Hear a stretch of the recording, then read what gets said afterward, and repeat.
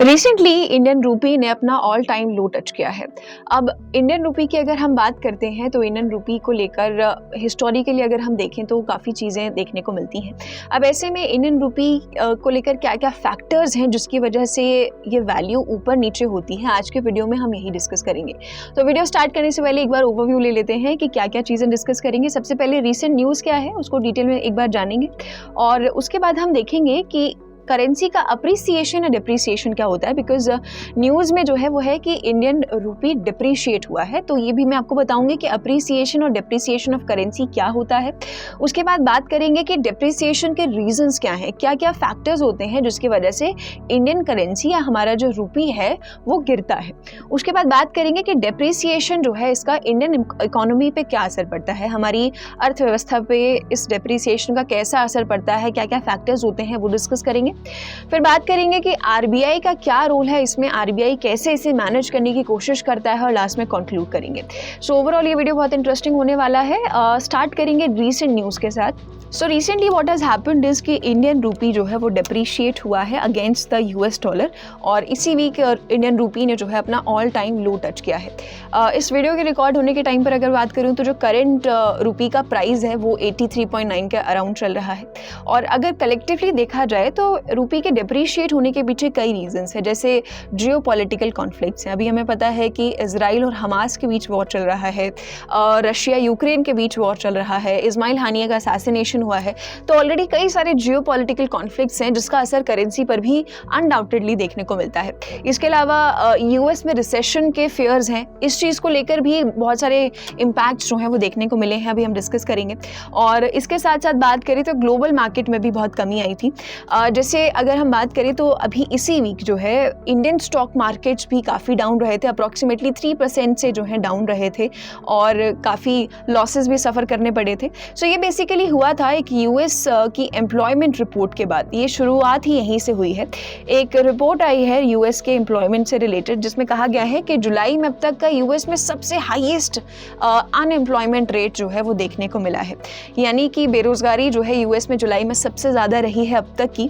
जिसके बाद जो है ग्लोबल मार्केट में यूएस में रिसेशन को लेकर फेयर्स जो हैं वो डेवलप होते हैं और बहुत सारे इन्वेस्टर्स जो हैं अपना पैसा जो है वो वापस निकालने लगते हैं, जिसका असर जो है कई सारे मार्केट्स पे ऑफ कोर्स देखने को मिलता है, जिसकी वजह से इंडियन मार्केट्स में भी क्या है जो फॉरेन इन्वेस्टर्स हैं, जो एफआईआईज हैं, वो भी क्या है अपना पैसा निकालने लगे थे और इसका असर जो है हमें क्या है अपने इंडियन रूपी पर देखने को मिला है। ग्लोबल मार्केट्स में भी सेल ऑफ हुआ जिसकी वजह से क्या है अनडाउटेडली ग्लोबल मार्केट्स में सेल ऑफ हुआ, यानी कि इन्वेस्टर्स ने अपना मनी जो है वो विथड्रॉ किया। ऐसे में क्या है कि एफआईआईज जब पुल आउट करते हैं तो इसका सीधा असर जो है रूपी पर देखने को मिलता है, ये रूपी को और वीक कर देता है, राइट। तो ये कुछ रीजंस थे। इसके अलावा जियो पॉलिटिकल कॉन्फ्लिक्ट्स तो हैं ही, वॉर चल रहा है, बहुत सारी चीज़ें जो है वॉर से रिलेटेड कॉन्स्टेंटली कॉन्फ्लिक्ट्स जो है वो देखने को मिल रहे हैं, तो रूपी जो है अनडाउटेडली इससे वीक हो रहा है। तो ये कुछ करंट रीजंस है जिसकी वजह से रिसेंटली रूपी ने अपना ऑल टाइम लो टच किया है। लेकिन आगे बढ़ने से पहले एक बार हम बात कर लेते हैं कि अप्रिसिएशन और डिप्रिसिएशन ऑफ करेंसी क्या होता है। सबसे पहले अगर बात करें तो अप्रिसिएशन बेसिकली होता है जब किसी भी करेंसी की वैल्यू इंक्रीज होगी in relation to another currency, उसे अप्रिसिएशन बोला जाएगा। डेप्रिसिएशन की बात करते हैं तो जब किसी भी करेंसी की वैल्यू नीचे रहेगी in relation to another currency, उसे डिप्रिसिएशन बोला जाता है। ये बेसिक डेफिनेशन है। तो यहाँ पर डिप्रिसिएशन के रीजंस की बात करें कि जनरल फैक्टर्स क्या क्या होते हैं जिसकी वजह से रुपए की जो कीमत है, जो वैल्यू है वो कम होती है, वो घटती है। सबसे प्राइमरी रीजन जो यहाँ पर आता है वो आता है डिमांड। डिमांड जो है एक प्राइमरी फैक्टर है जिसकी वजह से डिप्रिसिएशन होता है रूपी का। यहाँ पर अगर बात करूँ कि अगर इंडियन करेंसी की, इंडियन रुपए की वैल्यू डिमांड जो है अगर ज़्यादा होगी तो उसकी वैल्यू भी ऊपर जाएगी। अगर इसकी जो डिमांड है वो कम होगी तो इसकी वैल्यू भी क्या है कम हो जाएगी। और किसी भी करेंसी की अगर वैल्यू कम हो रही है तो वो क्या करेगी, वो डिप्रिशिएट करेगी, राइट। अब डिमांड ज़्यादा कैसे होगी, जैसे मान लो फॉरेन इन्वेस्टर्स हैं, अगर वो उन्हें मार्केट में इन्वेस्ट करना है तो उन्हें क्या है पहले अपनी ग्लोबल करेंसी को रुपीज़ में कन्वर्ट करना होगा। तो रुपी में जब कन्वर्ट किया जाएगा पहले, तो रुपी की क्या है, डिमांड ज़्यादा हो गई, क्योंकि फॉरेन इन्वेस्टर्स मान लो ज़्यादा इन्वेस्ट करना चाहते हैं तो ज़्यादा रुपी की डिमांड आएगी, क्योंकि उन्हें कन्वर्ट करना है। तो इससे क्या है, डिमांड बढ़ जाती है, करेंसी की वैल्यू बढ़ जाती है। लेकिन हमने रिसेंट केस में जब इंडियन रुपी ने ऑल टाइम लो टच किया तो हमने देखा कि फॉरेन इन्वेस्टर्स जो है वो मार्केट से पुल आउट कर रहे थे। तो क्या है, डिमांड जो है कम हो गई और इसकी वैल्यू कम हुई, जिसकी वजह से डिप्रिसिएशन हमें देखने को मिला। उसके बाद बात करेंगे ट्रेड डेफिसिट की। पहली बात तो ट्रेड डेफिसिट क्या होता है? ट्रेड डेफिसिट होता है जब एक कंट्री का इंपोर्ट ज़्यादा होता है और एक्सपोर्ट कम होता है, राइट। तो इंपोर्ट क्या होता है? इंपोर्ट की सीधी सादी सी एक डेफिनेशन क्या है? इंपोर्ट करना यानी कि हम दूसरी कंट्री से सामान खरीद रहे हैं, और एक्सपोर्ट करने का क्या मतलब है कि हम दूसरी कंट्रीज को सामान बेच रहे हैं। तो हम सामान ज़्यादा खरीदेंगे तो हमारे पैसे ज़्यादा खर्च होंगे, ऑब्वियस सी बात है।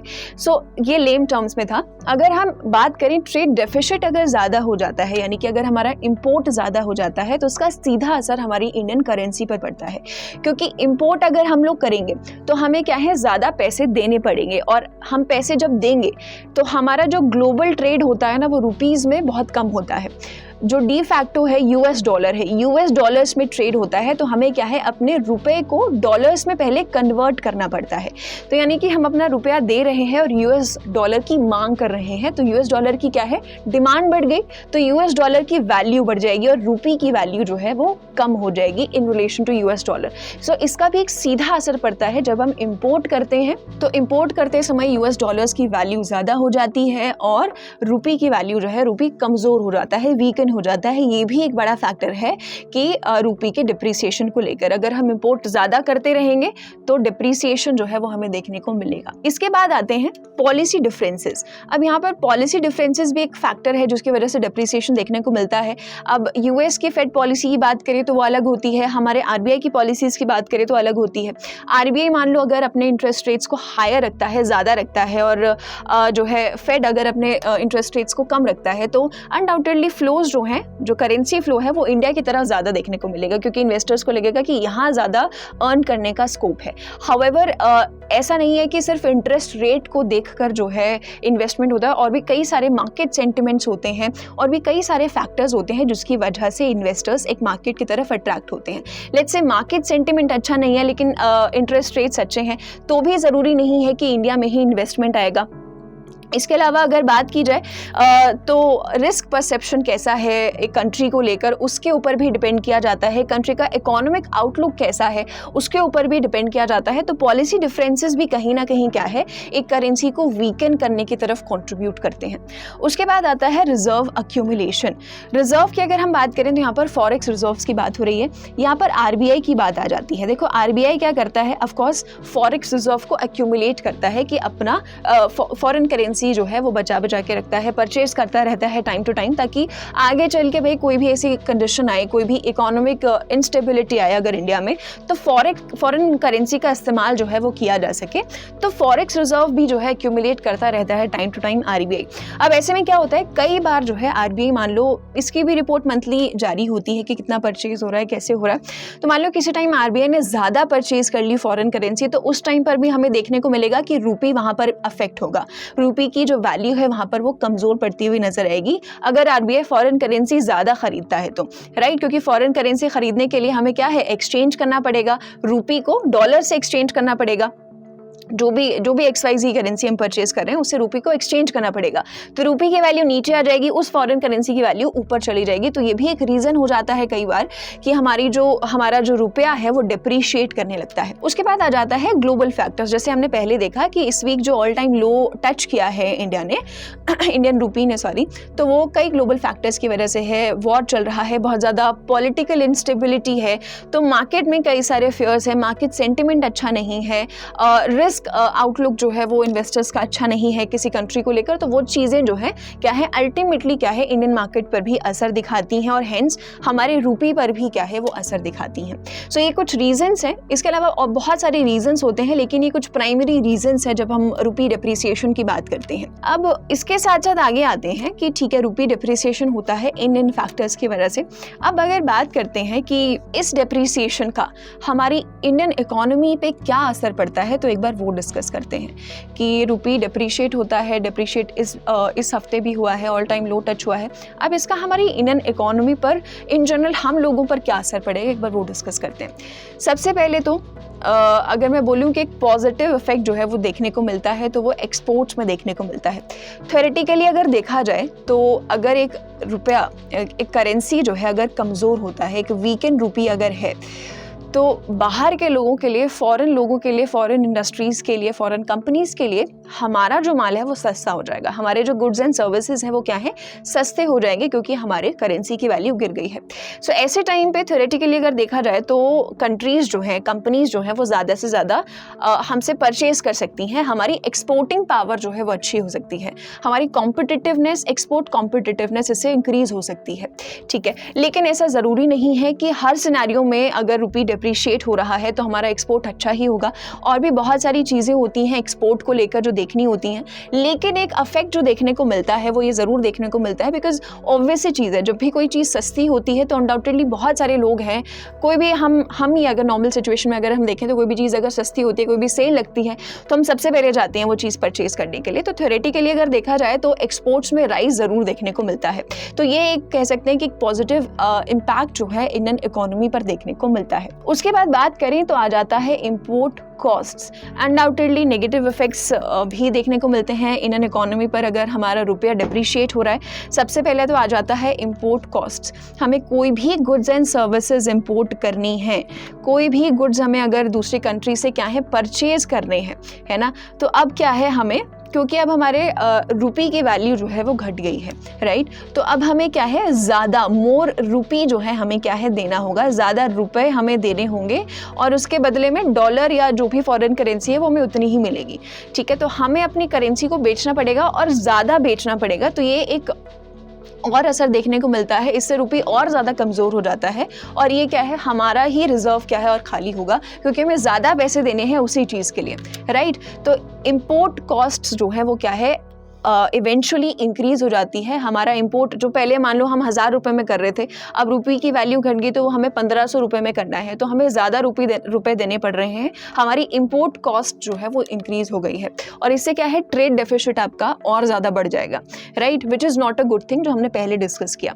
उसके बाद बात करते हैं तो इन्फ्लेशन एक बहुत ही कॉमन फैक्टर है जो सबको पता है कि अगर रुपये की वैल्यू कम होगी तो भाई इन्फ्लेशन तो आएगा ही आएगा, महंगाई आएगी, क्योंकि देखो इंपोर्ट कॉस्ट हमारी बढ़ रही है। तो जो भी कंपनीज हैं, जो भी बिजनेसेस हैं, जो चीज़ें मैन्युफैक्चर कर रहे हैं, ठीक है, मान लो कोई चिप्स बनाने वाली कंपनी है, कोई मेड इन इंडिया चिप्स बनाने वाली कंपनी है, उसका इंपोर्ट कॉस्ट जो है वो बढ़ गया है, उसे पता है कि अब उसे ज़्यादा पैसे देने हैं और प्रोडक्शन में उनके ज़्यादा पैसे लग रहे हैं, तो अनडाउटेडली वो जो कॉस्ट है वो आगे चल के कंज्यूमर्स पर भी रिफ्लेक्ट होगी, वो पास ऑन हो जाएगी। और हम लोग हर महीने देखते हैं रिटेल इन्फ्लेशन, हम लोग पढ़ते हैं रिटेल इन्फ्लेशन, जो हम चीज़ें ख़रीदते हैं आमतौर पर, हम आम जनता जो चीज़ें ख़रीदते हैं उस पर सीधा असर देखने को मिलता है, क्योंकि फिर महंगाई जो है वो बढ़ जाती है, क्योंकि वो जो इम्पोर्ट कॉस्ट है वो क्या है आगे चल के कंज्यूमर्स तक पहुँचती है और कंज्यूमर्स से ऑफ कोर्स निकाली जाती है। तो कंज्यूमर्स को भी क्या है, जहाँ 10 रुपये देने पड़ रहे थे किसी चीज़ के लिए, वहाँ पर 15 रुपये, वहाँ पर 20 रुपये देने पड़ेंगे, तो महंगाई अनडाउटेडली बढ़ जाती है, इसका सीधा असर देखने को मिलता है। उसके बाद आ जाता है फॉरेन इन्वेस्टमेंट्स पर भी इसका असर देखने को मिलता है। ये सब चीज़ें बहुत ही को रिलेटेड है, अभी हमने रीजंस डिस्कस किए और इसका इम्पैक्ट भी बहुत ही को रिलेटेड है। फॉरेन इन्वेस्टमेंट्स पर भी असर देखने को मिलेगा, ठीक है।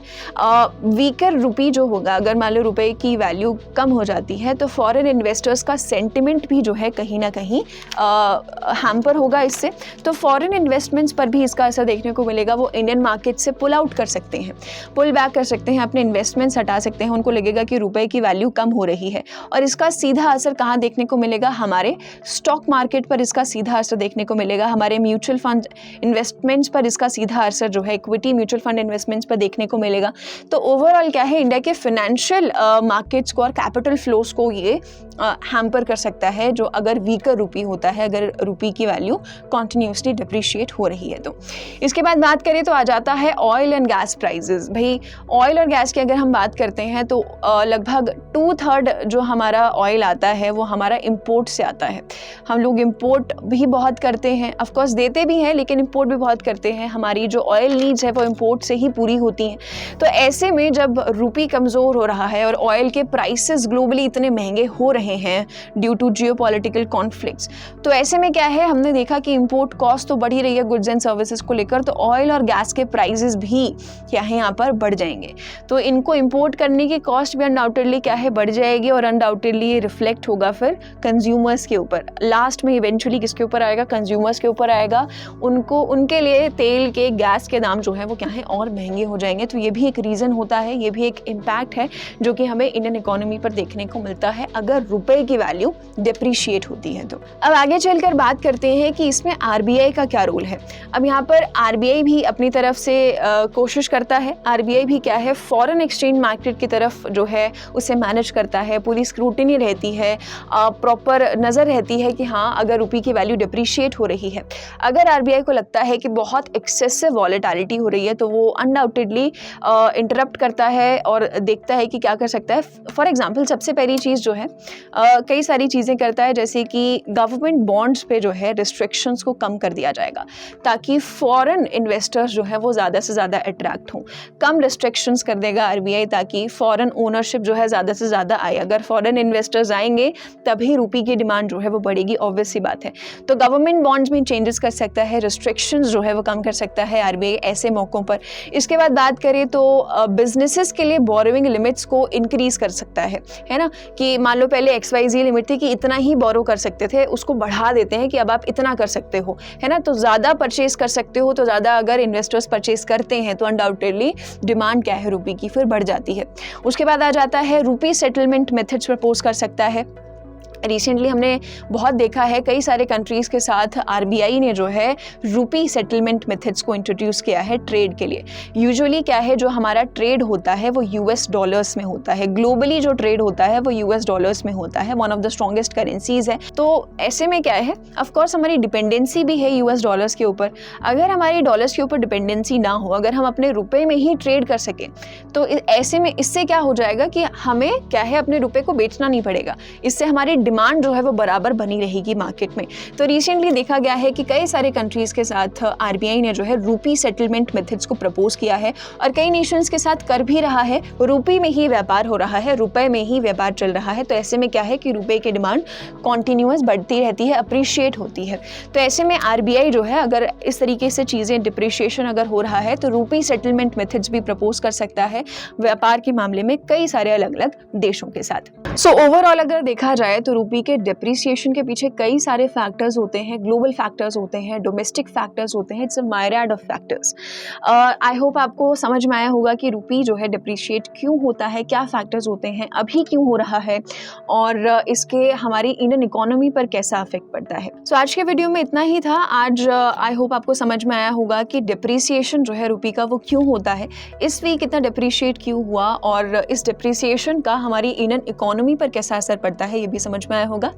So that's it for today. आपको अगर इसके अलावा कोई और टॉपिक समझना हो या for example appreciation of Indian rupee समझना हो तो do let us know in the comment section and keep watching ET Now. For more of such videos, do like, share and subscribe to ET Now Swadesh.